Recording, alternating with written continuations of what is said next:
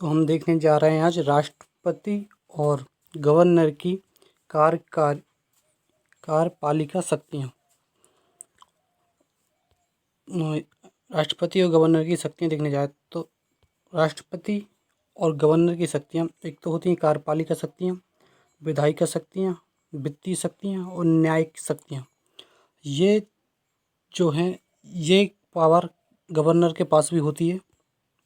कार्यपालिका शक्तियाँ, क्योंकि कार्यपालिका में राष्ट्रपति आता है और वहाँ पे स्टेट में गवर्नर आता है। विधायिका में विधायिका से जुड़ी हुई शक्तियाँ राष्ट्रपति के पास होती हैं सेंटर में, और स्टेट में गवर्नर के पास होती हैं।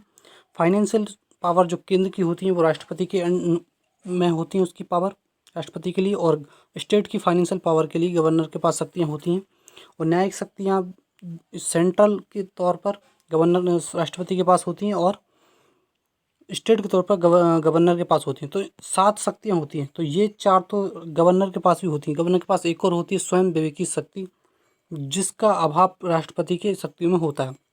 इनको छोड़कर अब ये 3 जो हैं राष्ट्रपति के पास रहेंगी। पहला डिप्लोमेटिक कूटनीतिक शक्तियाँ, क्योंकि केंद्र के द्वारा ही हम किसी दूसरे देशों से जो कूटनीतिक शक्तियाँ कूटनीतिक होती हैं, जो हम संबंध स्थापित करते हैं दूसरे देशों से, तो वो एक केंद्र के द्वारा करते हैं, केंद्र की सरकार के द्वारा करते हैं। और सैनिक शक्तियाँ, मिलिट्री पावर, ये भी केंद्र ही संभालती है पूरे देश में। किसके साथ किस तरह की सैनिक शक्तियाँ अपनाना है तो राष्ट्रपति के पास रहेगी। आपातकालीन शक्तियाँ, आपातकालीन में ये भी राष्ट्रपति के पास शक्ति रहती है आपातकालीन की। तो ये 3 का अभाव रहता है गवर्नर के पास। तो अब देखते हैं हम कार्यपालिका शक्तियाँ प्रेसिडेंट की। तो जिस तरह यहाँ पर सेंटर में प्रेसिडेंट काम करता है, उसी तरह स्टेट में गवर्नर काम करता है। जिस तरह की शक्तियाँ यहाँ पर प्रेसिडेंट की होंगी, उसी तरह की शक्तियाँ गवर्नर की होंगी स्टेट में। तो देखते हैं। तो प्रेसिडेंट जो कार्यपालिका शक्तियाँ होती हैं, वो प्रेसिडेंट की एक तो अपॉइंटमेंट, यानी वो किसी को नियुक्त कर सकता है, हटा सकता है, अपॉइंटमेंट और रिमूव। और दूसरी हम देखें तो संस्थाओं का गठन। तो कार्यपालिका शक्तियों में या तो वो किसी को हटाएगा जो उसमें कार्यपालिका के अंतर्गत जो काम करते हैं, या उनको अपॉइंटमेंट करेगा, या किन्हीं कार्यपालिका शक्तियों में जो संस्थाएं काम करती हैं उनका अपॉइंटमेंट करेगा। तो प्रेसिडेंट है वो केंद्र में ऐसा काम करेगा, और जबकि गवर्नर जो है वो अपने स्टेट में इस तरह का काम करेगा। तो ये शक्तियाँ होती हैं। तो यहाँ पे देखें हम, तो अपॉइंटमेंट और रिमूव में देखते हैं। तो प्रेसिडेंट जो है वो पीएम को अपॉइंट और रिमूव कर सकता है। तो ठीक इसी तरह जब गवर्नर है, तो गवर्नर जो पीएम की तरह काम स्टेट में सीएम करता है, तो सीएम को अपॉइंट रिमूव कर सकता है गवर्नर। यहाँ की बात करें तो जो संघ सरकार के जितने भी सभी मंत्री हैं यूनियन गवर्नमेंट के, उनको पीएम की एडवाइस के द्वारा इनको अपॉइंटमेंट और इनको अपॉइंट कर सकता है, नियुक्त कर सकता है और हटा सकता है राष्ट्रपति। तो ठीक इसी तरह जो है गवर्नर जो है वो स्टेट में जो राज्य सरकार के जो सभी मंत्री हैं उनको सीएम की एडवाइस पर नियुक्त कर सकता है या हटा सकता है।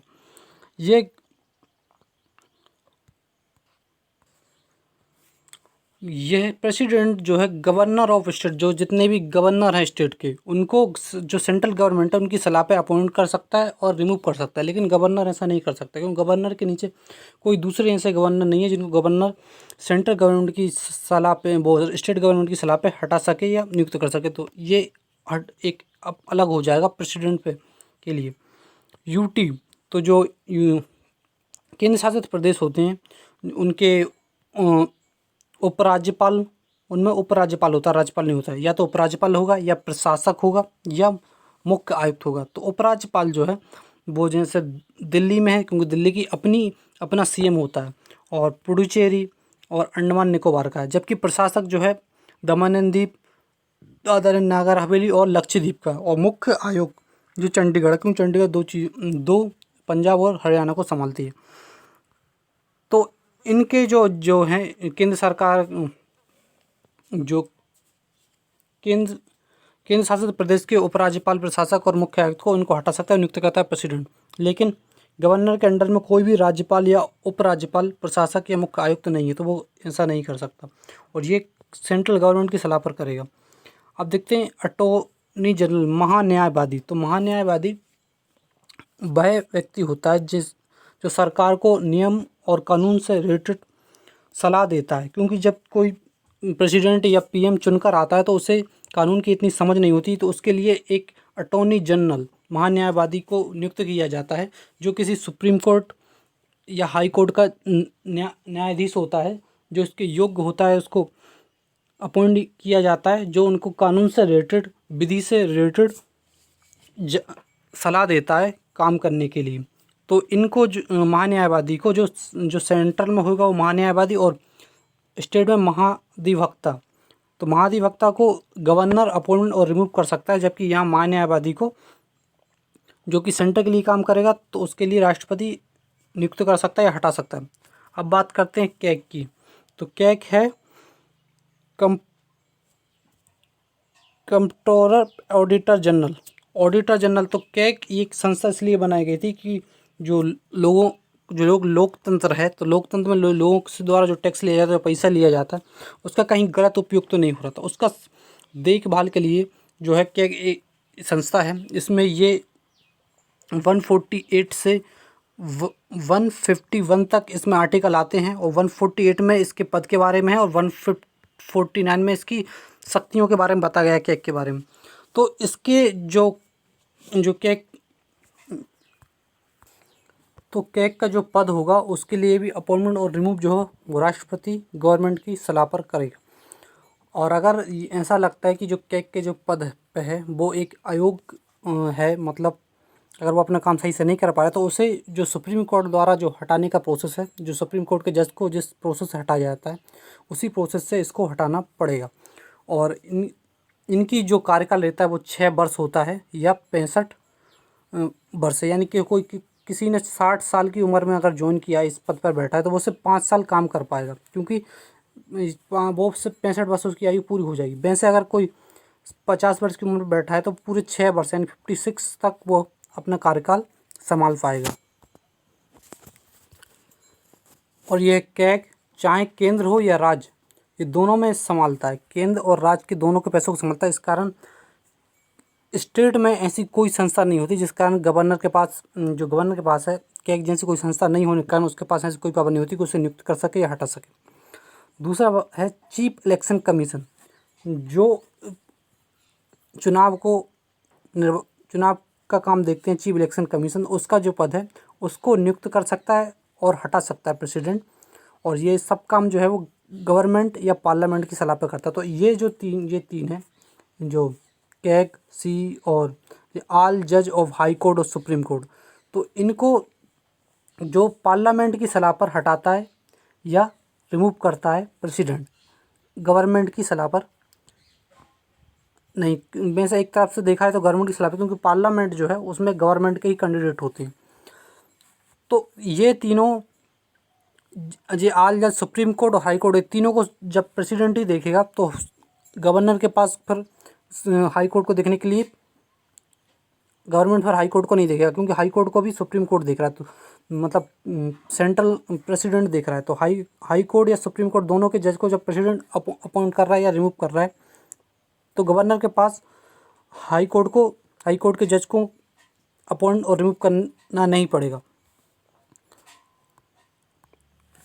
तो प्रेसिडेंट के पास यूपीएससी के ए और बी ग्रेड के अधिकारी होती हैं, उनका गठन JPSC joint public service commission, और सीबीसी सेंट्रल विजिलेंस कमीशन केंद्रीय सतर्कता आयोग, और NHRC national human right commission, जो ह्यूमन के जो नेशनल राइट हैं, मानव अधिकार है, उनका देखरेख करता है।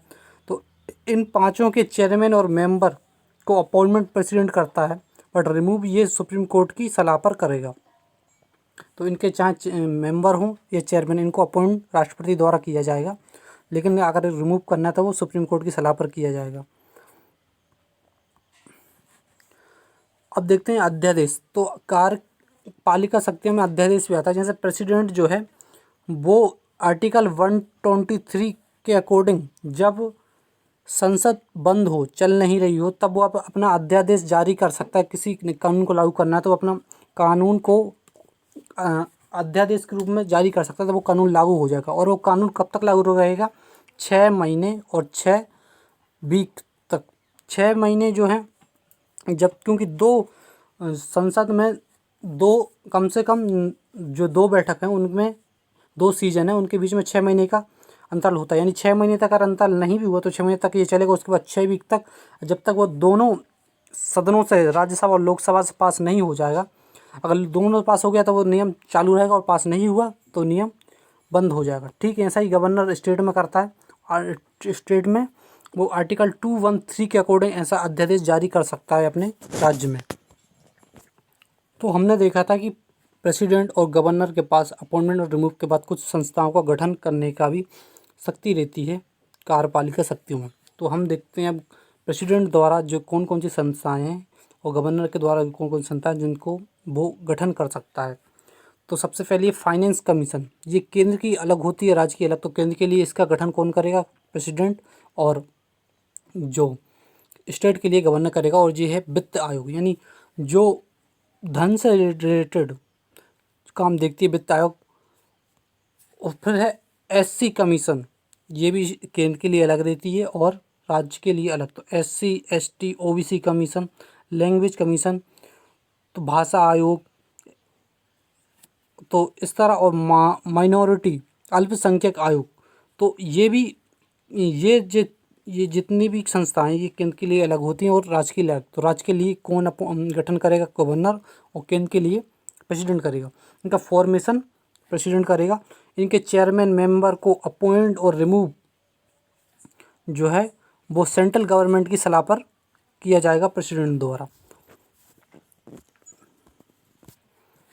फिर ये है अंतर्राष्ट्रीय परिषद। तो अंतर्राष्ट्रीय जब जो संबंध होते हैं वो तो हमारे सेंट्रल गवर्नमेंट के द्वारा चलते हैं। तो यानी ये जो है सिर्फ प्रेसिडेंट के हाथ में होगा कि अंतर्राष्ट्रीय जो परिषद है उसका जो ये संस्था इसका गठन प्रेसिडेंट करेगा। और इनको अगर इनके सभी चेयरमैन मेंबर इनको अपॉइंटमेंट और रिमूव प्रेसिडेंट के द्वारा किया जाएगा सेंट्रल गवर्नमेंट की सलाह पर। तो ये जो है ये गवर्नर के पास नहीं होगी, क्योंकि ये सेंट्रल में काम करना है। तो सेंट्रल अंतर्राष्ट्रीय में काम करना है तो वहाँ पे सेंट्रल गवर्नमेंट काम करेगी, ना कि स्टेट गवर्नमेंट। अब हम देखेंगे जो हमने देखा था। अब गवर्नर की कार्यपालिका शक्तियाँ जो हमने उसी के साथ पढ़ी हैं, ठीक वैसा कि वैसा है। अपॉइंटमेंट और रिमूव और फॉर्मेशन ऑर्गेनाइजेशन। तो यहाँ पे ये सीएम का अपॉइंटमेंट रिमूव करेगा। All minister of state government, ये भी हमने देखा था। और वहाँ पे राष्ट्रपति जो है वो सेंट्रल गवर्नमेंट की सलाह पर करता है। और यहाँ पे जो गवर्नर है वो सीएम की सलाह पर या राज्य सरकार की सलाह पर करता है। वहाँ पे वो न्यायवादी की कहता है। यहाँ पे महाधिवक्ता जो ये वो कानून के बारे में सलाह देता है किसको? सीएम को, पीएम को, जो राज्य सरकार उसको देता है। और वहाँ पे वो अपना यूपीएससी जो यूपीएससी की ए और बी ग्रेड के अधिकारियों का गठन करता है। ठीक ऐसा ही यहाँ पे ये स्टेट के लिए स्टेट पीएससी के लिए कौन करेगा? गवर्नर करेगा। अपॉइंटमेंट रिमूव करेगा किसकी? सुप्रीम कोर्ट की सलाह पर इनके मेंबर और चेयरमैन को। और ठीक ऐसे ही वहाँ पे था नेशनल ह्यूमन राइट्स आयोग। ऐसे यहाँ पे है राज्य मानव अधिकार आयोग। तो इसका गठन और रिमूव कौन करेगा? गवर्नर करेगा। अब फॉर्मेशन ठीक वैसे की वैसे जो हमने फॉर्मेशन देखी थी, फाइनेंशियल, उसके बाद अपना एससी एसटी ओबीसी और इसके स्टेट माइनॉरिटी जो राज्य अल्पसंख्यक हैं, और स्टेट लैंग्वेज कमीशन, इन सब का जो गठन, ये सभी संस्था केंद्र के लिए अलग और राज्य के लिए अलग। इनका यहाँ पे चेयरमैन और मेंबर का जो अपॉइंटमेंट और रिमूव जो करा जाएगा वो स्टेट गवर्नमेंट की सलाह पर किया जाएगा। यहाँ पर गवर्नर करेगा, वहाँ पे प्रेसिडेंट करता था। अब देखते हैं हम विधायिका शक्तियाँ गवर्नर और हमारे राज्यपाल यानी प्रेसिडेंट और गवर्नर की, यानी कि राष्ट्रपति और राज्यपाल की। तो इनमें ये शक्तियाँ हैं जो सेंट्रल में होंगी राष्ट्रपति के पास और स्टेट में होंगी गवर्नर के पास। तो सदनों में मनोनीत सदस्य, तो यानी यहाँ पे जो राष्ट्रपति और गवर्नर, राष्ट्रपति केंद्र में अपने लोकसभा राज्यसभा में कुछ सदस्यों को अपनी तरफ मनोनीत कर सकता है। और ठीक इसी तरह काम राज्यपाल स्टेट में करेगा। लोकसभा और जो उसका लोअर हाउस और अपर हाउस होगा उसमें मनोनीत करता है सदस्यों को। फिर संस्थाओं की वार्षिक रिपोर्ट, जो संस्था होती हैं उनकी वार्षिक रिपोर्ट मांग सकते हैं गवर्नर और प्रेसिडेंट। और तो गवर्नर से अब हम ये देखेंगे, गवर्नर जो अपना पूरा काम राज्य में करेगा और प्रेसिडेंट जो अपना पूरा सेंट्रल सरकार में करेगा। सीजन, तो जो सत्र होते हैं सीजन चलते हैं, जो अपने लोकसभा है, ऊपर उधर विधानसभा है, तो उनमें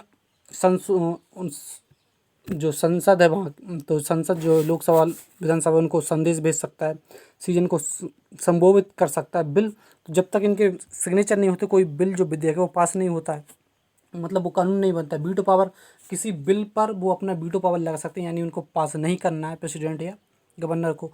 अध्यादेश दे सकती हैं, जब सीजन नहीं चल रहा हो तब किसी कानून को बनाना है तो राष्ट्रपति और गवर्नर एक अध्यादेश जारी करके उस कानून को लागू कर सकते हैं। और वो कब तक काम करेगा, 6 वीक तक। और उसके बाद जैसे ही दूसरी बैठक होगी सीजन की, तो उसमें अगर दोनों सदनों द्वारा पास हो जाता है तो कानून लागू रहेगा, नहीं तो ख़त्म हो जाएगा। तो यही शक्तियाँ हैं, विधायिका शक्तियाँ। इतनी हम डिटेल में देखते हैं। अब देखते हैं सदनों में मनोनीत सदस्य। तो प्रेसिडेंट जो है लोकसभा में 2 एंग्लो इंडियन को नॉमिनेट कर सकता है और राज्यसभा में 12 मेंबर नॉमिनेट कर सकता है बाय प्रेसिडेंट, 2 एंग्लो इंडियन। तो ये हम जैसा पढ़ रहे थे कि प्रेसिडेंट के जैसा काम रहता है वैसे गवर्नर, तो जरूरी नहीं कि यहाँ पे 2 एंग्लो इंडियन प्रेसिडेंट कर सकते हो, राज्य सरकार में गवर्नर भी 2 करेगा। तो उसके लिए हम देखते हैं, तो गवर्नर जो है वो सिर्फ 1 एंग्लो इंडियन को नॉमिनेट कर सकता है विधानसभा में। और जो विधान परिषद है उसमें 1/6 जितने मेंबर हैं उनके 1/6 जो है विधान परिषद के 1/6 मेंबर को नॉमिनेट कर सकता है। यानी मान लो कि यूपी में 100 मेंबर हैं और तो 100 के 1/6 यानी 18 मेंबर जो हैं वो विधानसभा में नॉमिनेट कर सकता है, जबकि प्रेसिडेंट तो सिर्फ 12 कर सकता है यहाँ पे। और यहाँ पे ये लोकसभा में 2 एंग्लो इंडियन को नॉमिनेट कर सकता है। तो अब बात आती है कि एंग्लो इंडियन कौन होते हैं। एंग्लो इंडियन वो व्यक्ति होते हैं जब कोई यूरोपियन देशों से कोई व्यक्ति आकर भारत में बस जाता है, किसी भारतीय महिला से शादी कर लेता है और उसका जो परिवार है वो स्थायी रूप से भारत में बस जाता है, तो वो या उसके बच्चे जो हैं वो एंग्लो इंडियन कहलाएंगे। जबकि अस्थायी से इस रूप से कोई रह रहा है, भारत की नागरिकता नहीं ली है, तो वो एंग्लो इंडियन नहीं कहलाएंगे। भारत की नागरिकता लेकर वो यहीं पर भारत में बस जाते हैं तो वो एंग्लो इंडियन कहलाएंगे, उनके बच्चे भी एंग्लो इंडियन कहलाएंगे। तो प्रेसिडेंट जो है जो लोकसभा में इनके नाम 2 लोगों के नाम दे सकता है जो लोकसभा में सदस्य बनने के लिए, 2 एंग्लो इंडियन के, और वो 331 अनुच्छेद के द्वारा ऐसा करेगा, ये उसके पास पावर है। और 12 मेंबर्स को राज्यसभा में बैठा सकता है। वो मेंबर कहाँ से आएंगे, वो आएंगे जो सोशल सर्विस कर रहे हो, जिनमें साइंस में कोई व्यक्ति अच्छा हो, लिटरेचर साहित्य में कोई व्यक्ति अच्छा हो, या आर्ट्स में कोई व्यक्ति अच्छा हो, तो अनुच्छेद 80 के द्वारा राज्यसभा में वो 12 मेंबर्स को नाम दे सकता है। और ठीक इसी तरह जो है स्टेट में जो गवर्नर है अनुच्छेद 333 के द्वारा 1 एंग्लो इंडियन को विधानसभा में नाम दे सकता है, नॉमिनेट कर सकता है। और विधान परिषद में 1/6 जितने मेंबर है उसके 1/6 आर्टिकल 171 के द्वारा नॉमिनेट कर सकता है। और ये भी कहाँ से आएंगे, वहीं सोशल साइंस लिटरेचर आर्ट और सह कोऑपरेटिव, इनके द्वारा ये व्यक्ति आएंगे जो विधानसभा जो अपर हाउस में बैठेंगे। तो अब जो दूसरी शक्ति थी हमारी विधायिका शक्तियाँ, वो थी कि राष्ट्रपति या गवर्नर किसी संस्थाओं से उनकी वार्षिक रिपोर्ट जो है मांग सकता है या उनको सबमिट करनी पड़ती है उनको। तो जो संस्थाएं हैं, तो यहाँ पे राष्ट्रपति जो यूपीएससी है इनकी एनुअल रिपोर्ट जो राष्ट्रपति को दी जाती है प्रेसिडेंट को, और वो इस रिपोर्ट को कहाँ पे लोकसभा या राज्यसभा में इंट्रोड्यूस करता है, सुनाता है या भेजता है। तो यहाँ पे यूपीएससी देता है, तो यहाँ पे जो स्टेट में है वो एसपीएससी स्टेट पीसीएस की रिपोर्ट जो है वो गवर्नर को सौंपी जाएगी और वो विधानसभा या विधान परिषद में इसको इंट्रोड्यूस करेगा। अब यहाँ पे देखिए, यहाँ पे finance commission, SC commission, ST commission, OBC commission, language commission और माइनॉरिटी कमीशन, ये वही कमीशन है जिनका गठन जो प्रधानमंत्री और गवर्नर के द्वारा होता है, इनके मेंबर और चेयरमैन का। और इनके और सेंट्रल गवर्नमेंट की सलाह पर, सेंट्रल में और स्टेट गवर्नमेंट की सलाह पर। तो ठीक यही संस्थाएं कहाँ पर हैं, स्टेट में भी। तो स्टेट में इन संस्थाओं को अपनी वार्षिक रिपोर्ट किसको सौंपनी पड़ेगी? गवर्नर को। और गवर्नर इसको कहाँ पे? लोकसभा या राज्यसभा में इसको इंट्रोड्यूस करेगा। यहाँ पे जो प्रेसिडेंस है वो लोकसभा राज्यसभा में करेगा, और जो गवर्नर जो है विधानसभा या विधान परिषद में करेगा। जो तीसरी जो पावर थी वो विधायी शक्ति में वो थी शस्त्र यानी सीजन। तो सीजन जो है यह 3 प्रकार के होते हैं। एक तो जैसे हम SASS देख सकते हैं, सीजन यानी सॉरी प्रकार के नहीं, मैं बता रहा हूँ। सीजन जो है पहले तो सीजन होगा, फिर उसमें संबोधन होगा और विशेष संबोधन होगा। तो यानी सीजन और उसमें संबोधन होता है, एक विशेष संबोधन होता है जो कि राष्ट्रपति या गवर्नर के द्वारा किया जाता है। और ये अनुच्छेद में जो सीजन है, जो सेंट्रल की बात करें तो अनुच्छेद 85 में है, सीजन के बारे में लिखा हुआ है। संबोधन के बारे में 86 में लिखा हुआ है, और 87 में जो है विशेष संबोधन के बारे में लिखा हुआ है। जो भी सेंट्रल गवर्नमेंट के जो अनुच्छेद हैं, वैसा ही काम अगर स्टेट गवर्नमेंट में हो रहा है तो अधिकतर जो अनुच्छेद हैं उनमें 89 जो सेंट्रल गवर्नमेंट का अनुच्छेद है उसमें 89 प्लस कर दो तो इस राज्य सरकार के अनुच्छेद में वही काम होता है। तो जैसे कि इसमें 89 करेंगे हम, तो यह राज्य सरकार के में हो जाएगा सीजन का 174, 175 और 176। तो 174 में सीजन, 175 में संबोधन और 176 में विशेष संबोधन। सो जो सीजन होता है इसमें 1/10 मेंबर जरूरी होता है सीजन को चलाने के लिए, जिसे हम क्वाड या गण पूर्ति कहते हैं, कोरम कहते हैं, जिसकी ज़रूरत होती है। ये अनुच्छेद 100 में लिखा हुआ है। तो राज्य सरकार में कितने में लिखा होगा? अनुच्छेद 189 में, क्योंकि 89 में जोड़ दिया तो कोरम के बारे में राज्य सरकार में 189 में लिखा होगा। तो यानी लोकसभा और राज्यसभा में 1/10 मेंबर होना जरूरी है, तभी सीजन चल पाएगा। अब देखते हैं जो सीजन हैं वो होते हैं कितने, 3 प्रकार के। तो एक होता है समर सीजन, जिसे हम बजट सीजन भी कहते हैं, जिसमें बजट पेश किया जाता है। और एक होता है, ये जो सीजन है ये लगभग 2 से 2.5 महीने तक चल सकता है, फरवरी से स्टार्ट होता है ये। और जो मानसून सीजन होता है, मानसून सीजन 20 से 30 दिन चलता है, ये जुलाई अगस्त में शुरू होता है। और एक होता है विंटर सीजन जो 15 से 25 दिन तक चलता है, नवंबर दिसंबर में चालू होता है। ठीक यही समर, मानसून और विंटर सीजन जो कहाँ पे होंगे, वो स्टेट में भी होंगे, वो विधानसभा में होंगे। तो सीजन अब देखते हैं। सीजन दूसरा है शस्त्र भाषण, यानी कि 2 सीजनों के बीच में ज़्यादा से ज़्यादा कितनी गैप हो सकता है। तो एक साल में 2 सीजन का होना जरूरी है, यानी कि 2 सीजन के बीच में का ज़्यादा से ज़्यादा सिर्फ 6 महीने की गैप हो सकता है, इससे ज़्यादा नहीं रख सकते। यानी कि 6 महीने से ज़्यादा, यानी एक बैठक हो चुकी है, एक सीजन हो चुका है, तो उस एक सीजन और 2 सीजन के बीच में ज़्यादा से ज़्यादा 6 महीने का गैप हो सकता है, इससे ज़्यादा नहीं। तो वैसे तो एक साल में 3 से 4 सीजन हो जाते हैं, जैसे 3 सीजन तो होते ही हैं। और जो डिजोल्व, अब जो सीजन है, जैसे सेंटर में लोकसभा है तो उसको डिजोल्व किया जा सकता है, लोकसभा जब भंग की जा सकती है, जबकि राज्यसभा भंग नहीं की जा सकती। वो परमानेंट हाउस है, लोकसभा जो है वो टेम्परेरी हाउस है, तो उसको भंग किया जा सकता है। किसके द्वारा? यहाँ पर राष्ट्रपति के द्वारा किया जाएगा। इसको राष्ट्रपति भंग कर सकता है। लोकसभा की एक साथ सभी सीटें खाली हो सकती हैं, इसको परमानेंट हाउस नहीं बोला जाता, क्योंकि राज्यसभा को परमानेंट हाउस बोला जाता है। ठीक इसी तरह जो है, जो विधानसभा होगी स्टेट में, उसको कौन डिजोल्व कर सकता है, उनको भंग कर सकता है, उसको गवर्नर भंग कर सकता है। तो ठीक ऐसा ही इसमें है, इसमें भी कोरम है, 1/10 मेंबर होना ज़रूरी है। और ठीक ऐसा कि ऐसा इसमें है। सीजन में ये 3 सीजन होते हैं। ये समर सीजन में बजट पेश किया जाएगा, और शस्त्र भाषण में 6 महीने कम से कम होना चाहिए। और लोकसभा को क्या है, गवर्नर के द्वारा भंग किया जा सकता है। एडवाइज ऑफ सीएम, वहाँ पर एडवाइज ऑफ पीएम के द्वारा भंग किया जा सकता है। अब देखते हैं एड्रेस, यानी संबोधन देखा था हमने 86 में, तो सीजन देख लिया 80। अब देखते हैं संबोधन, 3 देखे थे हमने, सीजन, एड्रेस और स्पेशल एड्रेस। तो एड्रेस, तो सेंट्रल एड्रेस और स्टेट एड्रेस। तो अनुच्छेद 86 में सेंट्रल एड्रेस, यानी जो सेंट्रल में, और स्टेट में अनुच्छेद 175, 89 हमने जोड़ दिया।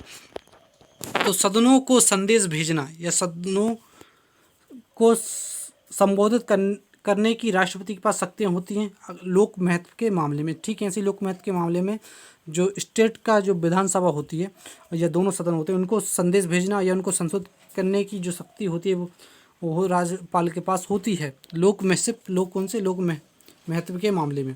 अब देखते हैं स्पेशल एड्रेस। स्पेशल एड्रेस अनुच्छेद 87 सेंट्रल में 89 जोड़ दिया था, 176 आ गया जो कि स्टेट में हो गया। तो यानी वर्ष का जो पहला सत्र होता है यानी समर सीजन जिसे बजट सीजन कहते हैं, तो उसे राष्ट्रपति द्वारा विशेष रूप से संबोधित किया जाता है। ठीक है, सही। जो वर्ष का जो पहला सत्र होता है वही समर सीजन, बजट सीजन, उसे गवर्नर के द्वारा संशोधित किया जाएगा, जिसमें बजट पेश किया जाता है। या हम कह सकते हैं नई सरकार का जो पहला सत्र होगा, जो सीजन होगा, उसे राष्ट्रपति के द्वारा और केंद्र में और स्टेट में गवर्नर के द्वारा संबोधित किया जाएगा। तो अब देखते हैं हम बिल। बिल भी एक शक्ति है किसकी, राष्ट्रपति और गवर्नर की। तो बिल जो है ये आर्टिकल 79 में है। ये कौन सी, हम सेंट्रल की बात कर रहे हैं, तो ये अगर हम वहाँ पे बात करेंगे तो इसमें 89 जोड़ देंगे हम, तो कहाँ पे हमारे स्टेट में आ जाएगा। नहीं सॉरी, इसमें ऐसा नहीं होगा क्योंकि ये सब सिर्फ सिर्फ बिल के बारे में बताया हुआ है। तो बिल के आर्टिकल 79 के बारे में बताया हुआ है, जिसमें बताया हुआ है कि कानून बनाना, बिल के द्वारा कानून बनाया जाता है। इसमें प्रेसिडेंट जो है 52 में है, लोकसभा 81 में बताया गया है, और राज्यसभा के बारे में आर्टिकल 80 के बारे में बताया गया, 80 में बताया गया। तो बिल जो होता है वो किस गवर्नमेंट के द्वारा प्रिपेयर किया जाता है, या मिनिस्ट्री ऑफ गवर्नमेंट, जो गवर्नर के मिनिस्टर हैं उनके द्वारा भी बनाया जा सकता है।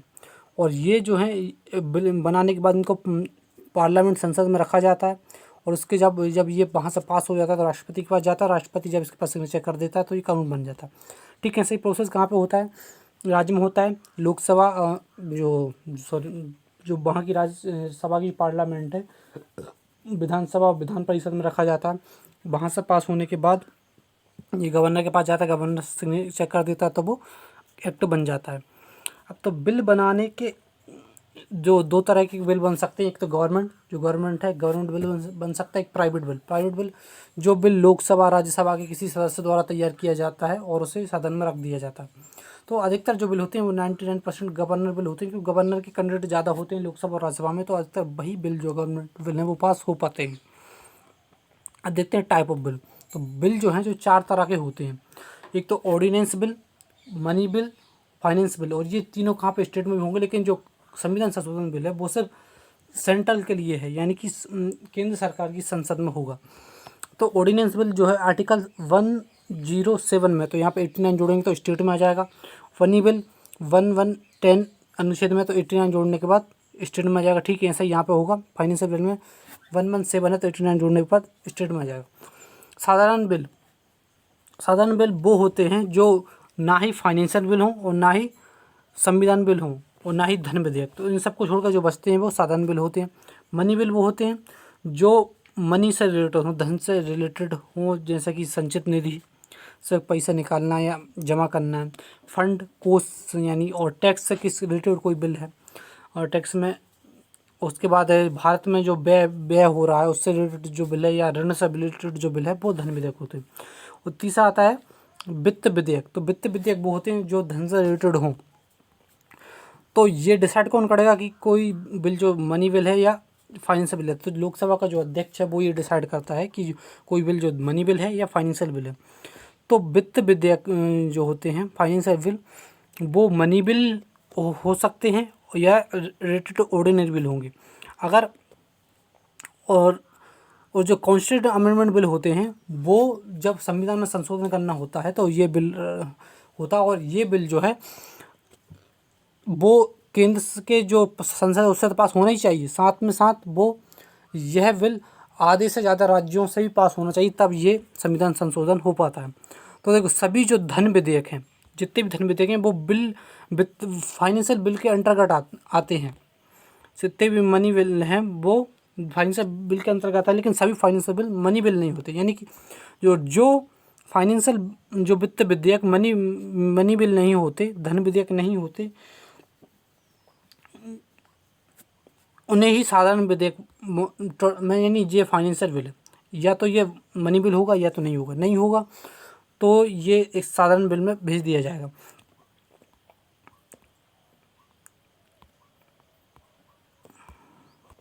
और जो संविधान संशोधन बिल है ये आर्टिकल 368 में लिखा हुआ है। तो अब देखते हैं मनी बिल। तो मनी बिल अनुच्छेद 109 में, और स्टेट के लिए इसमें 89 जोड़ देंगे।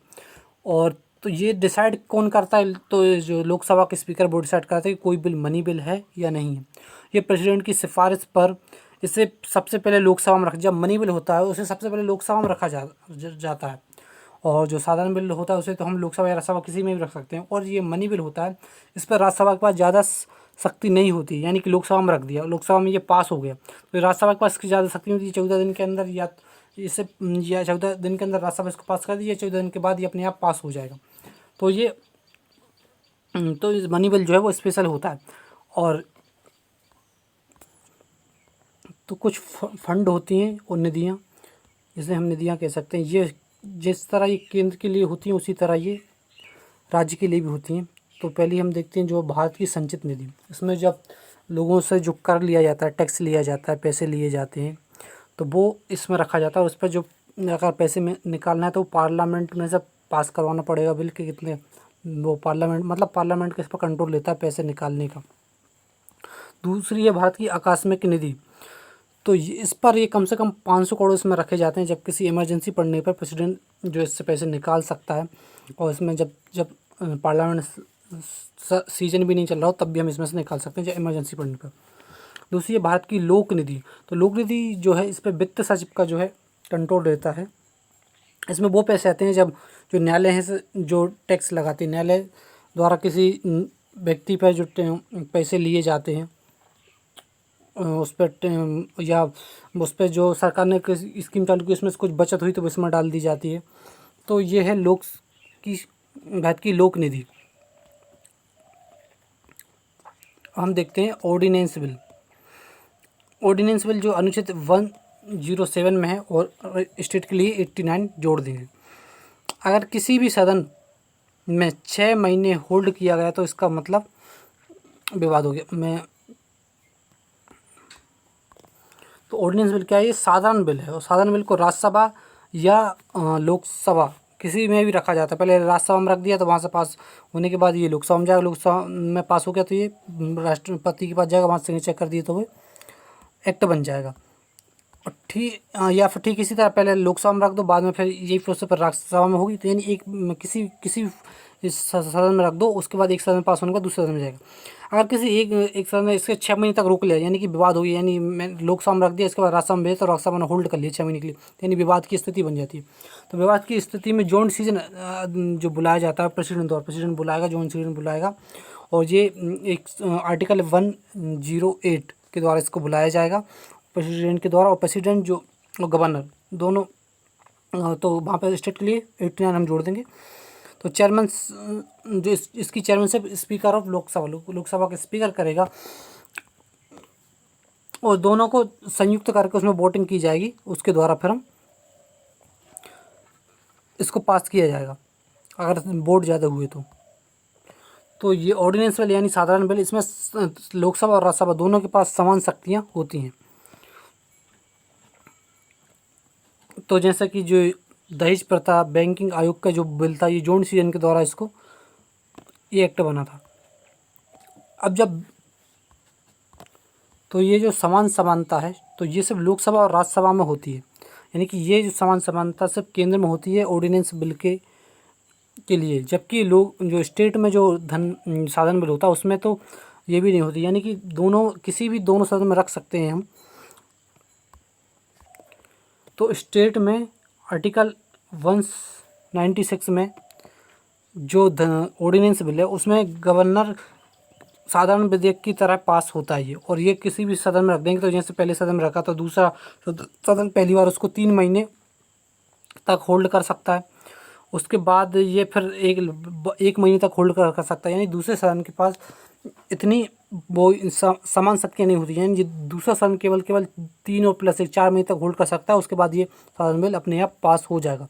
यानी कि जो राज्य सरकार है उसमें ऑर्डिनेंस बिल के लिए जो दोनों हाउस उसमें बराबर समानता नहीं होती है। तो जब विवाद की स्थिति बना जाती है, जॉइंट सीजन जो है सिर्फ यह केंद्र में बुलाया जा सकता है, राज्य सरकार में नहीं, क्योंकि राज्य सरकार का जो राज्य विधेयक होता है उसमें दोनों सदनों के पास समान समानता नहीं होती है शक्तियों की। उसके बाद संशोधन बिल में कभी जॉइंट सेशन नहीं बुलाया जा सकता है। यानी कि मनी बिल है उसमें भी दूसरे सदन के पास जो जो अपर हाउस है उसके पास समान समानता नहीं होती, तो उसमें भी जॉइंट सेशन नहीं बुलाया जाएगा। ये सब ऑर्डिनेंस बिल के लिए बोला जाएगा, वो भी सिर्फ केंद्र में जॉइंट सेशन। तो सेंट्रल की बात करें तो अनुच्छेद 117 में फाइनेंशियल बिल है, यानी वित्त विधेयक, जिसको रखा तो मनी बिल की तरह जाता है, यानी मनी बिल की तरह रख दिया। अब लोकसभा का जो अध्यक्ष है वो डिसाइड करेगा मनी बिल है भी या नहीं।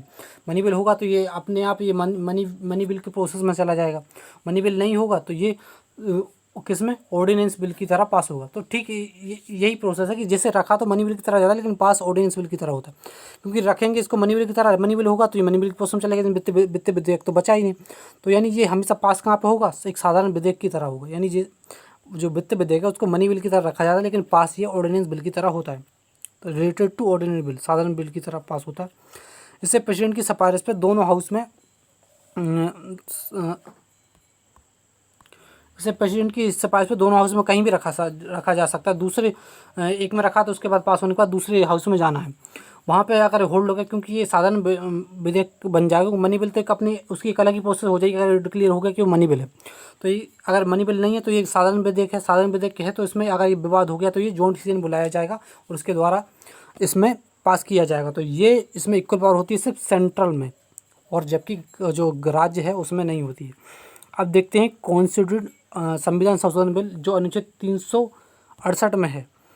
इसमें अभी तो ये दो तो संविधान संशोधन बिल ये दो तरह का होता है।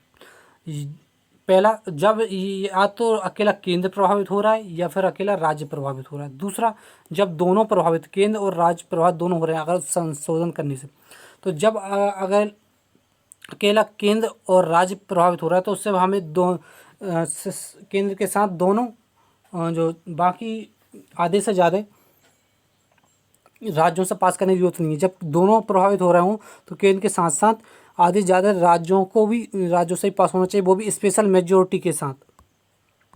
तो जब अकेला केंद्र या राज्य प्रभावित हो रहा है तब ये सब पार्लियामेंट से पास होना ज़रूरी है, और इसमें स्पेशल बहुमत होना चाहिए। स्पेशल बहुमत यानी कितना, यानी 2/3 मेजोरिटी होना चाहिए। प्रेजेंट वोटिंग मेंबर जो वोटिंग कर रहे हैं, जो प्रेजेंट मेंबर वोटिंग कर रहे हैं, तो उनकी 2/3 मेजोरिटी होना चाहिए। और या फिर मेजोरिटी ऑफ टोटल मेंबर। और जबकि जब दोनों प्रभावित हो रहे हैं ये राज्य और केंद्र, तो ये स्पेशल मेजोरिटी से पार्लियामेंट से पास होना चाहिए। साथ के साथ यानी आधे से ज़्यादा 50% से ज़्यादा जो स्टेट है उनसे पास होना चाहिए जब केंद्र और राज्य दोनों प्रभावित हो रहे हों। तो ये दो तरह के होते हैं संविधान संशोधन। आर्टिकल 368 के अंतर्गत ये आता है। तो जब ये दूसरा केस होता है, जब राज्य और केंद्र दोनों प्रभावित होते हैं, तो पार्लियामेंट से तो स्पेशल मेजोरिटी के साथ पास होगा बिल, जबकि जो आधे से ज़्यादा राज्य हैं वहाँ पे सिंपल मेजोरिटी के साथ पास होना चाहिए। तो यही सारे बिल जो हैं वो स्टेट में भी होते हैं, जो हमने देखे ऑर्डिनेंस बिल, मनी बिल और वित्तीय विधेयक। और ये वित्त विधेयक के बाद धन अंदर मनी बिल आता है, और जो मनी बिल नहीं होते वो सीधे ऑर्डिनेंस बिल में चले जाते हैं, जिसे हम रिलेटेड टू ऑर्डिनेंस बिल कहते हैं। तो ये जो है इसमें ये गवर्नर की सिफारिश पे जो कोई बिल जो धन विधेयक है, यानी वो कौन, यहाँ पर विधानसभा का लोकप्रिय स्पीकर डिसाइड करता है। ये गवर्नर की सिफारिश पे लोकसभा में रखा जाता है, उससे ये जाएगा विधानसभा में, और विधान परिषद में, और विधान परिषद से ये फिर लोकसभा में चला जाएगा और ये पास हो जाएगा। क्योंकि इस पास सिर्फ 14 दिन की टाइम रहता है विधान परिषद के पास, जो अपर हाउस है उसके बाद अगर पास नहीं होता तो स्वतः पास हो जाता है। उसके बाद रिलेटेड टू ऑर्डिनरी बिल, तो इसमें तो हमने केंद्र में देखा था कि केंद्र जो दोनों हाउस है उसके पास समानता होती है और जॉइंट सेशन हम ला सकते हैं, जबकि जहाँ पर स्टेट में हम जॉइंट सेशन नहीं ला सकते। आर्टिकल 169 में आता है, क्योंकि उसमें से हम जो केंद्र का जो आर्टिकल है उसमें 89 जोड़ देंगे। तो ये गवर्नर के द्वारा किसी हाउस में रखा जाएगा। तो ये हम किसी भी हाउस में रखेंगे और गवर्नमेंट की सलाह पर किसी भी हाउस में रख दिया जाएगा। एक हाउस से पास हो गया तो दूसरा हाउस उसके लिए पहली बार 3 महीने के लिए रोक सकता है साधारण बिल को। उसके बाद ये फिर पहले हाउस के पास चला जाएगा और वहाँ से के बाद ये फिर वापस उन्होंने फिर भेज दिया तो दूसरा हाउस फिर उसको सिर्फ 1 महीने के लिए रोक सकता है, यानी कि 3 और 1 यानी 4 महीने के लिए दूसरा हाउस उसको रोक सकता है और फिर अगर उसने पास नहीं किया तो ये अपने आप पास हो जाएगा। अब हम देखते हैं लेजिस्लेटिव पावर। तो जो हमने देखी थी कि इसमें क्योंकि कॉन्स्टिट्यूशन अमेंडमेंट बिल तो इसमें होगा नहीं, वो तो पार्लियामेंट से पास होता है। अगर ये राज्य की प्रभावित हो रहा है तो फिर ये सभी राज्यों से पास होगा, जो कि सिंपल मेजोरिटी से होना चाहिए, सभी राज्यों से पास, आधे से ज़्यादा राज्यों से पास।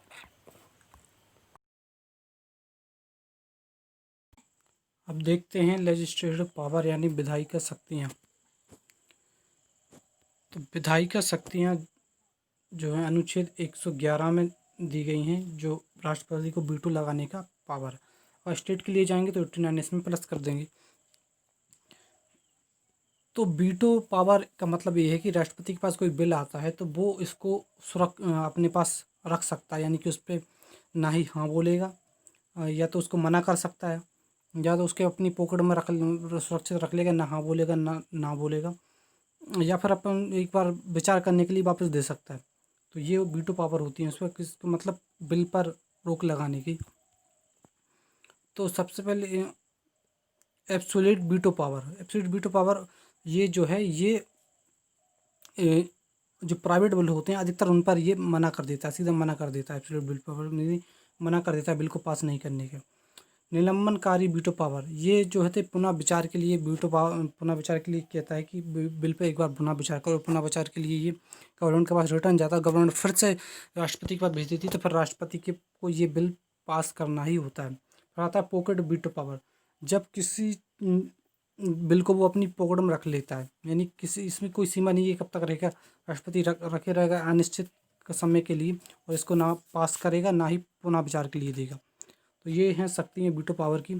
ठीक यही शक्तियाँ जो हैं गवर्नर की भी होंगी, और गवर्नर के पास एक और शक्ति होगी, वो होगी वो राष्ट्रपति के लिए बिल को आरक्षित कर लेगा। तो अगर वो राष्ट्रपति के लिए बिल को आरक्षित कर लेता है स्टेट के किसी बिल को और राष्ट्रपति को दे देता है, तो राष्ट्रपति ये तीनों पावर का यूज उस बिल पर कर सकता है। और ये जो होता है एब्सोल्यूट वीटो पावर, जब मना करता है, जब चुनाव के बाद तुरंत जब कोई नई गवर्नमेंट बनती है, जो पुराने गवर्नमेंट का जो जो राष्ट्रपति रहता है तो वो उसको फिर मना कर देता है, तो उसके लिए मना कर सकता है। तो जो नई गवर्नमेंट थी तो पुराने गवर्नमेंट के बिल के लिए मना कर सकता है, और एक तरह प्राइवेट बिल के लिए मना कर देता है, और बचाव के लिए ये सब एक बार दे भेज सकता है।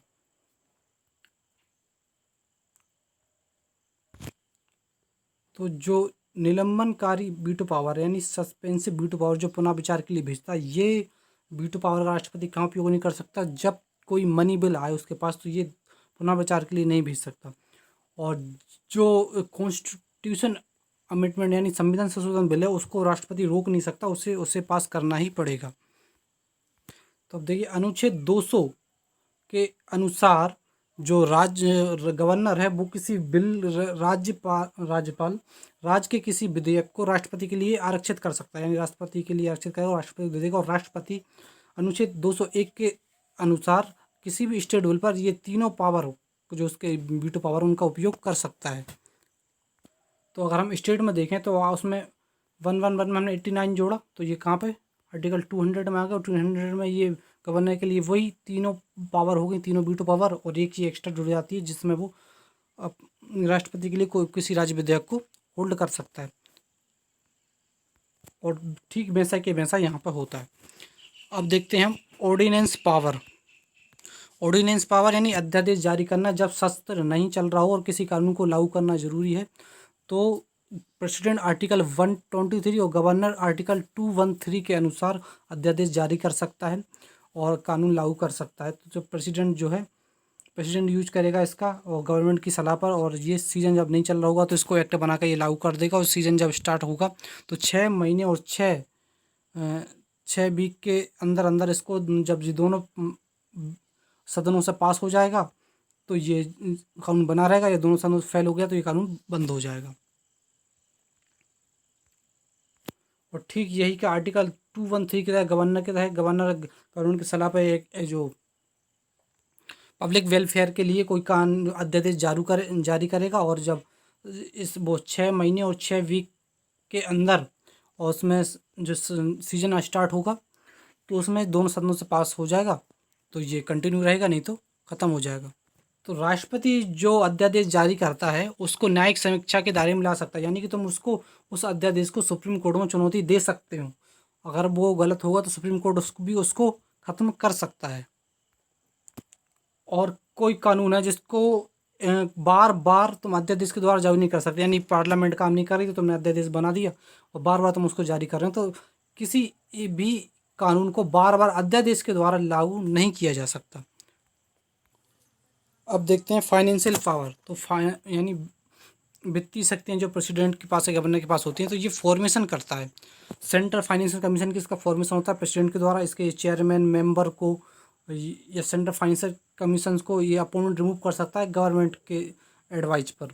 तो ये आर्टिकल 280 के द्वारा ऐसा करता है। और ठीक है, ऐसे गवर्नर करता है।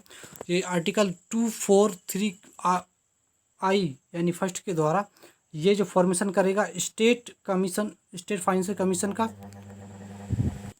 और उस कमीशन के चेयरमैन और उसके मेंबर्स को ये रिमूव कर सकता है, अपॉइंट कर सकता है किसके, स्टेट गवर्नमेंट की सलाह पर। अब हम देखते हैं judiciary power of president and governor. तो प्रेसिडेंट जो है, जो ऑल जज सुप्रीम कोर्ट हाई कोर्ट के उनको अपॉइंट कर सकता है और उनको रिमूव कर सकता है। प्रेसिडेंट उनको अपॉइंट कर सकता है लेकिन रिमूव करेगा पार्लियामेंट की सलाह पर, या पार्लियामेंट के द्वारा इनको रिमूव किया जाएगा। तो ये शक्ति गवर्नर के पास नहीं होती। लेकिन एक शक्ति है पार्डन पावर, क्षमा करने की शक्ति, जो आर्टिकल 72 इसको देता है प्रेसिडेंट को। इसमें 89 जोड़ देंगे तो गवर्नर का आर्टिकल आ जाएगा 169 के द्वारा गवर्नर सजाओं को माफ़ कर सकता है। तो राष्ट्रपति और राज्यपाल जो सभी सजाओं को माफ़ कर सकते हैं, लेकिन राज्यपाल जो है, राष्ट्रपति सभी सजाओं को माफ़ कर सकता है, लेकिन राज्यपाल जो मृत्युदंड और कोर्ट मार्शल को के द्वारा जो सज़ा दी गई उनको माफ़ नहीं कर सकता है। कोर्ट मार्शल का मतलब होता है कि जो सेना वाला जो कोर्ट होता है वो होता, उसके द्वारा अगर कोई सज़ा दी गई है तो उसे माफ़ नहीं कर सकता राज्यपाल। अगर कोर्ट मार्शल में कोई सज़ा दी जाती है और व्यक्ति उसके उस न्याय से संतुष्ट नहीं है तो वो सिविल कोर्ट में भी इसके लिए अप्लाई कर सकता है। आर्टिकल 72 के अकॉर्डिंग राष्ट्रपति किसी को पार्डन यानी सीधा सज़ा को बिल्कुल माफ़ कर दे, या लघुकरण यानी उसका नेचर चेंज कर सकता है। मृत्युदंड से उम्र कैद कर दिया। और परिहार यानी सज़ा कम कर दी जाती है, लेकिन सज़ा की प्रकृति नहीं बदली, नेचर वही रहता है, सज़ा कम कर दी जाती है। जैसे 10 वर्ष की कठोर कारावास था तो 5 वर्ष की कर दिया। विराम, सज़ा के बीच में विराम दे सकते हैं। जैसे कोई गर्भवती महिला है तो उसके लिए कुछ समय के लिए सज़ा में छूट दी जाती है, उसे विराम करने के लिए। उसके बाद फिर उसकी सज़ा चली जाती है, सज़ा प्रारंभ हो जाती है। फिर आता है प्रतिलंबन, यानी मृत्युदंड के मामले में ये देता है, यानी मृत्युदंड को सस्पेंड कर सकता है, यानी किसी की मृत्युदंड आज होना था तो उसे 5 दिन बाद कर सकता है। तो अब देखते हैं मिलिट्री पावर। ये तो गवर्नर के पास होती नहीं है। मिलिट्री पावर जो गवर्नर के पास नहीं होती, ये सिर्फ राष्ट्रपति के पास होती है। अनुच्छेद 53(2) के अकॉर्डिंग रक्षा की समस्त शक्तियाँ जो राष्ट्रपति में निहित होती हैं। राष्ट्रपति सेना का चीफ कमांडर होता है, ये युद्ध की घोषणा कर सकता है। और ये जो आर्म फोर्स के जो अध्यक्ष होते हैं, हेड, उनको अपॉइंट कर सकता है, रिमूव कर सकता है, किसके, सेंट्रल गवर्नमेंट की सलाह पर। अब देखते हैं डिप्लोमेटिक पावर यानी कूटनीतिक शक्तियाँ। तो राष्ट्रपति की कूटनीतिक शक्तियाँ ये भी गवर्नर के पास नहीं होती, क्योंकि ये इंटरनेशनल लेवल पे की जाती है। तो ये जितने भी समझौते या संधियाँ होती हैं ये करता प्राइम मिनिस्टर है, लेकिन किसके नाम पर होती हैं, प्रेसिडेंट के नाम पर होती हैं। जितने उच्च आयुक्त हैं अपने किसी और देश में या राजदूत हैं, उनका अपॉइंटमेंट और रिमूव प्रेसिडेंट करता है सेंट्रल गवर्नमेंट की सलाह पर। अब देखते हैं इमरजेंसी पावर या आपातकालीन शक्तियाँ। ये भी सिर्फ राष्ट्रपति के पास होती हैं। ये सोर्स लिया है हमने जर्मनी से। तो ये इमरजेंसी पावर 3 तरह की होती है। एक होती है नेशनल, राष्ट्रीय आपातकाल, जो कि पूरे राष्ट्र में लग जाता है, जो अनुच्छेद 352 के द्वारा लगता है। और एक होता है 356 आर्टिकल के अनुसार राज्य आपातकाल, जो राष्ट्रपति, जहाँ पे पूरे राज्य में राष्ट्रपति शासन लागू हो जाएगा। और तीसरा होता है वित्तीय आपातकाल, जब फाइनेंशियल प्रॉब्लम आती है, जब पैसे की कमी होती है तो वित्तीय आपातकाल लगाते हैं 360 आर्टिकल के अकॉर्डिंग। तो ये तीनों आपातकाल राष्ट्रपति लगा सकता है इन आर्टिकल के अकॉर्डिंग। 352 राष्ट्रीय आपातकाल, 356 राज्य आपातकाल और 360 वित्तीय आपातकाल। तो नेशनल आपातकाल 352 के अकॉर्डिंग लगेगा। तो राष्ट्रीय आपातकाल जो है ये जब किसी युद्ध की संभावना हो या बाहरी आक्रमण की संभावना हो तो राष्ट्रपति राष्ट्रीय आपातकाल घोषित कर सकता है। इसमें पहले 3 चीज़ें थी कि युद्ध, बाहरी आक्रमण और आंतरिक अशांति या आंतरिक विद्रोह। इसमें पूर्णतः इसमें ये सुनिश्चित नहीं किया था कि आंतरिक विद्रोह या आंतरिक अशांति किस तरह का हो।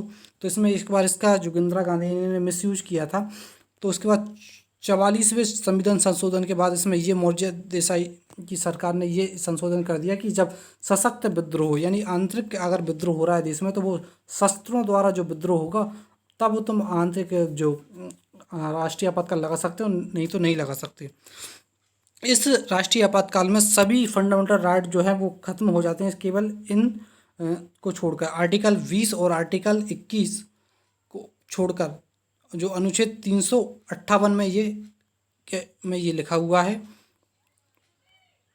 राष्ट्रीय आपातकाल ये 2 टाइम लग चुका है, एक जब 1962 में चाइना और इंडिया का युद्ध हुआ, 1961 में पाकिस्तान और इंडिया का युद्ध हुआ, और 1965 में ये इंदिरा गांधी ने लगाया था जब आंतरिक विद्रोह का बहाना देकर। तो जब युद्ध की संभावना हो या बाहरी आक्रमण हो तब ऐसी स्थिति में सिर्फ ये 2 ही अनुच्छेद काम करेंगे। राष्ट्रपति बाकी सभी फंडामेंटल राइट को खत्म कर सकता है अनुच्छेद 358 के द्वारा। लेकिन जब आंतरिक विद्रोह की संभावना हो तब जो राष्ट्रपति है सभी फंडामेंटल राइट जो है वो सस्पेंड हो जाएंगे। सिर्फ इनको आर्टिकल 19, 20 और 21 यानी 20-21 तो हमेशा चालू रहेंगे और सिर्फ 19 इसमें ऐड हो जाता है जब आंतरिक विद्रोह हो, तो ये अनुच्छेद काम करेंगे। आर्टिकल 359 के द्वारा ये बताया गया है। तो नेशनल इमरजेंसी प्रेसिडेंट राष्ट्रपति जो लगाता है वो कैबिनेट की सलाह पर लगाया था। कैबिनेट जो है अनुच्छेद 352 में इसका जिक्र किया गया है। 44वें संशोधन में इससे जोड़ा गया है कैबिनेट को। पहले ये था कि सिर्फ पीएम से सिग्नेचर कर देता था तो हो जाता, तो राष्ट्रपति कैबिनेट की सलाह पर सिग्नेचर करके देता है तो ये लागू हो जाता है। और लागू होने के 1 महीने के अंदर अंदर इन्हें दोनों सदनों से स्पेशल मेजोरिटी से पास होना जरूरी है। अगर दोनों सदनों से स्पेशल मेजोरिटी से पास नहीं होगा तो ये राष्ट्रपति शासन हट जाएगा। और एक बार पास होने के बाद अगर इसे दोबारा लागू करना है तो फिर से इसे दोनों सदनों से पास कराना होगा स्पेशल मेजोरिटी के साथ, और ये 6 महीने के लिए फिर लागू हो जाएगा। और इस तरह हम इसको और आगे बढ़ा सकते हैं और इसकी कोई लिमिट नहीं। लेकिन अगर जब सदन नहीं चल रहा हो तो ऐसी स्थिति में अगर राष्ट्रीय आपातकाल लगाना है तो इमरजेंसी सदन बुलाना पड़ेगा। जबकि स्टेट इमरजेंसी है वो मैक्सिमम 3 सालों के लिए लगाया जा सकता है। इसमें फंडामेंटल राइट जो है सस्पेंड हो जाते हैं, सिर्फ आर्टिकल 20 और 21 रहता है। ये कब लगाया जाता है? ये जब कानून व्यवस्था खराब हो गई हो उस राज्य की, या संवैधानिक तंत्र जो लोकतांत्रिक तंत्र है वो डगमगा गया हो, सही काम नहीं कर रहा हो। तो अब ये दोनों फेल होने पर गवर्नर रिकमेंडेड करेगा राष्ट्रपति शासन लगाने को प्रेसिडेंट को, प्रेसिडेंट इसको लागू इम्प्लीमेंट कर देगा। अब इम्प्लीमेंट करने के 2 महीने के अंदर अंदर पार्लियामेंट से ये सिंपल मेजोरिटी से पास होना चाहिए। और 6 अगर इसे बढ़ाना है तो फिर एक बार पास होने के बाद दोबारा पास करना पड़ेगा, 6 महीने के लिए फिर बढ़ जाएगा। तो इस तरह ये बढ़ेगा और मैक्सिमम 3 साल के लिए हम राज्य आपातकाल लगा सकते हैं। ये सबसे पहली बार राष्ट्रपति शासन पंजाब में लगाया था पेप्सू का, जब पंजाब का नाम जब पेप्सू था तो 1971 में ये लगाया गया था। और ये अब बाद है उस पंजाब में 5 साल के लिए लगा था। और सबसे ज़्यादा यूपी में 10 बार अभी तक लग चुका है राज्य आपातकाल। तो जब ये आपातकाल लगता है तो जो स्टेट गवर्नमेंट है उसे निलंबित कर दी जाती है, सस्पेंड हो जाती है। राज्य विधानसभा और स्थानीय सरकार भंग नहीं होती है। और अगर स्टेट का कोई बजट पेश करना हो या कोई एक्ट बनाना हो तो वो फिर केंद्र के जो सदन है उसके द्वारा बनाया जाएगा स्टेट इमरजेंसी के टाइम। स्टेट इमरजेंसी को कोर्ट में चुनौती दी जा सकती है, यानी कि स्टेट इमरजेंसी लगाई और उसको कोर्ट में चुनौती दी जा सकती है। दूसरी हम देखते हैं फाइनेंशियल इमरजेंसी यानी वित्तीय आपातकाल। ये बेस कब लगती है? ये आर्टिकल 360 के द्वारा लगेगा। जब वित्तीय संकट हो यानी पैसों की कमी हो, जो प्रेसिडेंट लगाता है इसको सेंट्रल गवर्नमेंट की एडवाइस पे। इम्प्लीमेंट होने के बाद 2 महीने के अंदर अंदर इसे पार्लियामेंट से पास होना जरूरी है। और एक बार पास होने के बाद ये 6 महीने के लिए लगाई जाती है। जब फिर बढ़ाना है तो फिर पार्लियामेंट से पास करा और 6 महीने के लिए लग जाएगा वित्तीय आपातकाल। फाइनेंशियल इमरजेंसी में जो है स्टेट गवर्नमेंट कंट्रोल कर सकती है किसको, सेंट्रल गवर्नमेंट को।